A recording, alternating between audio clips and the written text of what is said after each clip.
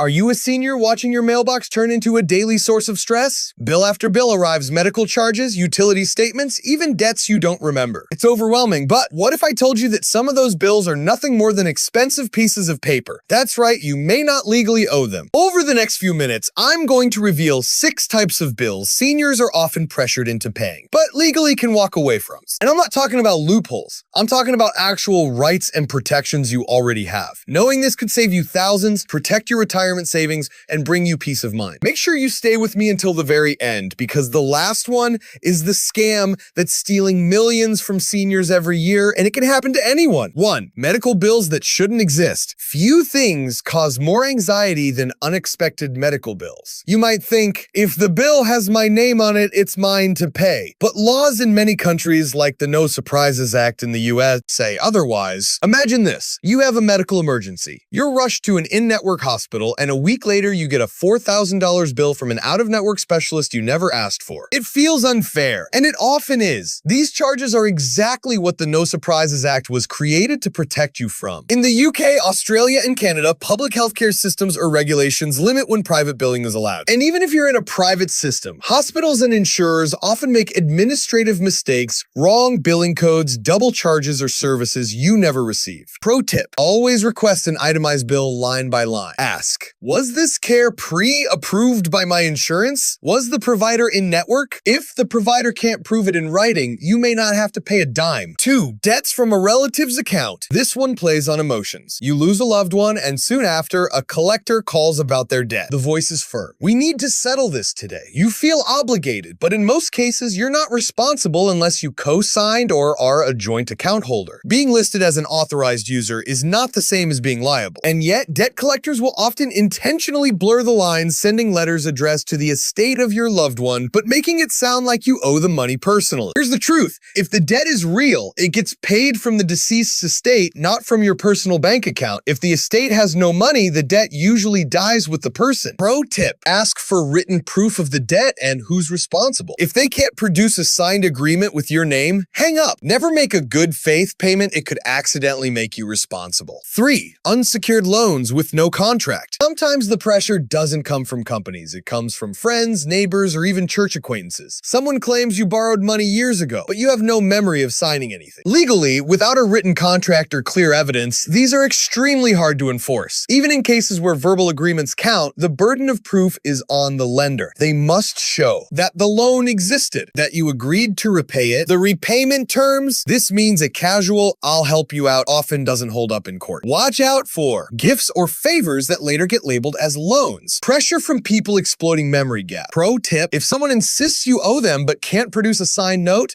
bank transfer marked as a loan, or email confirming terms you are not legally bound to pay. 4. Utility bills for services you didn't use. This one happens more often than people think. You've moved to a new place, gone into aged care, or stayed with family, yet you get billed for utilities at a property you no longer live in. Why? The provider never processed your cancellation. The meter wasn't read correctly. The landlord passed their unpaid bill to you, hoping you'll just pay it. Real example: a couple I helped moved into assisted living. 2 months later, they got a $600 electricity bill for their old house. Turns out the meter was still running for the new tenant. Pro tip: request proof of service dates and final meter readings. If you weren't using the service, you don't owe the bill. In most countries, if they send it to collections, you can dispute it in writing. They must stop pursuing payment until they verify the charges. 5. Old debts beyond the statute of limitations. This is the debt zombie. It's old. It's ugly, but it's legally dead. Debt collectors buy old accounts for pennies and hope you don't know your rights. Every region has a statute of limitations, a legal time limit on how long someone can sue you for debt. In many US states, it's 3-6 years. In Australia and the UK,